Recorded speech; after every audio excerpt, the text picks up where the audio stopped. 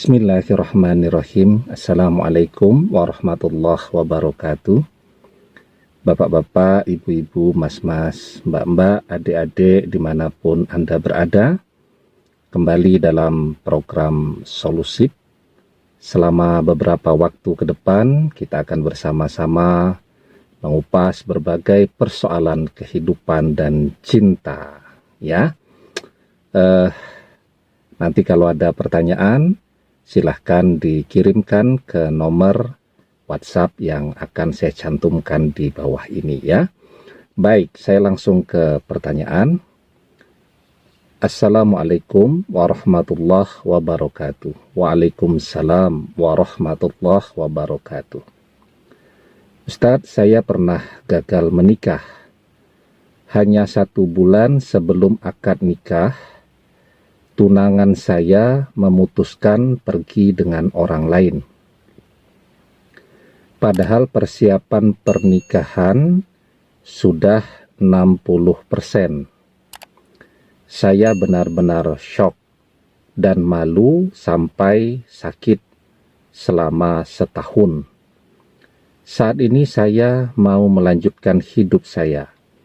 Bagaimana cara agar saya bisa bertemu dan menikah dengan laki-laki yang baik dan saleh? Mohon jawabannya. Iya, jadi kegagalan itu bukan berarti kegagalan, ya. Kadang-kadang di balik kegagalan itulah ada rahasia Allah, dan itu cara Allah menyelamatkan kita untuk tidak terjerumus ke dalam kehancuran yang lebih besar lagi.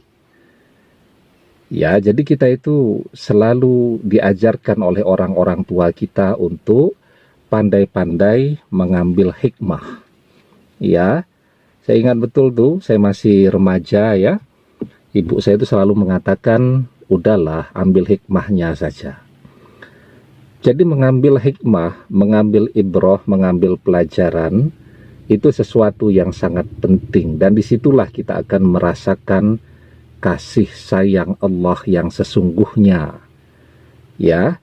Jadi dibalik sesuatu yang kelihatannya gagal, ternyata ada rahasia, ada misteri, dan ada kebaikan yang menunggu di ujung sana, dan kita tidak akan pernah tahu.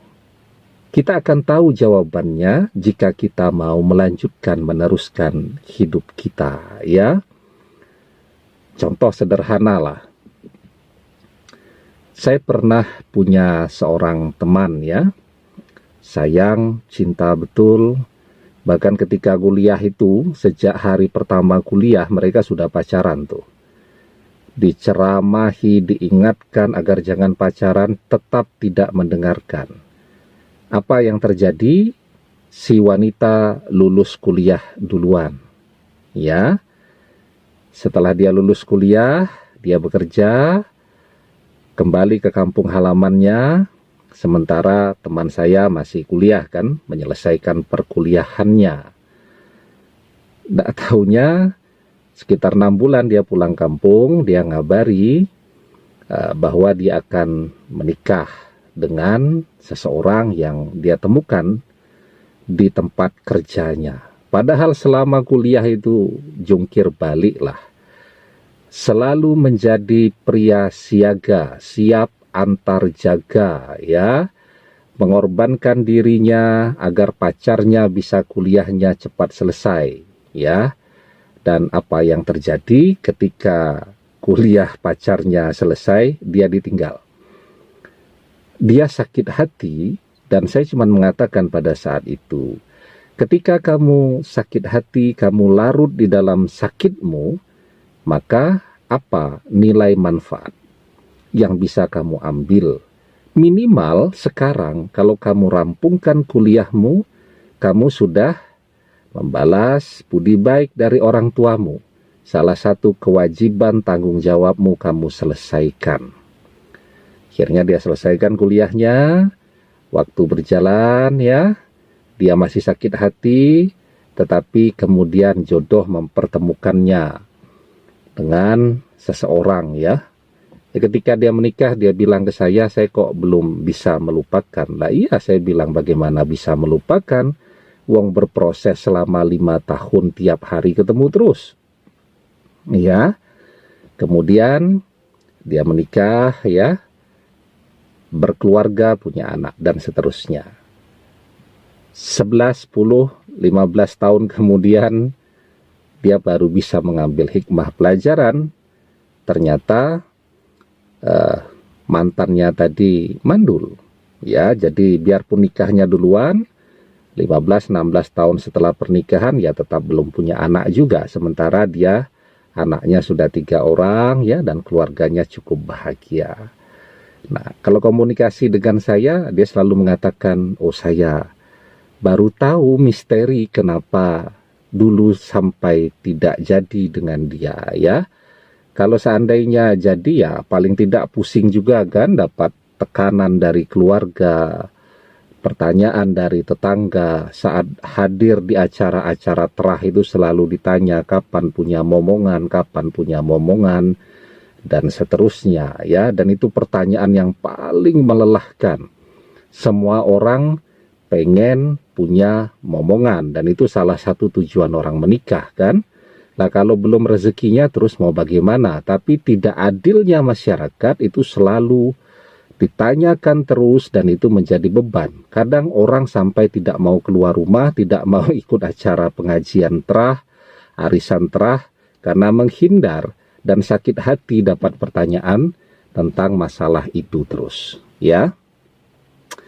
Nah, itu namanya apa? Mengambil hikmah. Dan kita tidak pernah tahu. Hikmah itu, kebijaksanaan itu, rahasia itu akan bisa kita temukan di perjalanan hidup kita tahun yang keberapa setelah peristiwa perpisahan itu terjadi. Nah, kembali ke pertanyaan tadi, bagaimana cara agar saya bisa bertemu dan menikah dengan laki-laki yang baik dan saleh. Jadi al-habisatu lil habisin wal habisuna lil habisat wat thayyibatu lit thayyibin wat thayyibuna lit thayyibat. Ya. Jadi seorang wanita yang tidak baik itu untuk seorang laki-laki yang juga tidak baik. Ya. Seorang laki-laki yang tidak baik itu juga akan ketemu atau untuk seorang wanita yang juga tidak baik. Ya. Contoh sederhana sajalah. Manusia itu akan potensi peluang berjumpa dengan jodoh terbesar di mana? Di tempat yang paling sering ia datangi. Kalau orang rajin berkunjung ke masjid, ya, maka besar kemungkinan dia akan menikah dengan orang yang ahli ibadah juga. Tetapi jika seseorang rajinnya nongkrong di kafe, maka peluang terbesarnya ketemu jodohnya juga aktivis kafe tadi. Ya, maka disebutkan di dalam ayat tadi bahwa seorang wanita yang tidak baik atau yang keji itu untuk seorang laki-laki yang keji juga. Sementara seorang laki-laki yang keji juga untuk wanita yang keji. Seorang wanita yang saleh, yang baik, itu juga akan dipertemukan dengan seorang laki-laki yang saleh dan baik. Karena itu pertanyaannya, bagaimana caranya agar bertemu, menikah dengan seorang laki-laki yang saleh? Kuncinya harus jadi wanita yang solihah. Maka perbaiki diri, ya, perbaiki cara berpakaian, belajar menutupi aurat dengan tertib, ya. Setelah itu bergaul dengan orang-orang yang baik, dan meminta kepada Allah, maka insya Allah akan bertemu dengan calon pendamping hidup yang berasal dari lingkungan yang baik juga. Ya, begitu.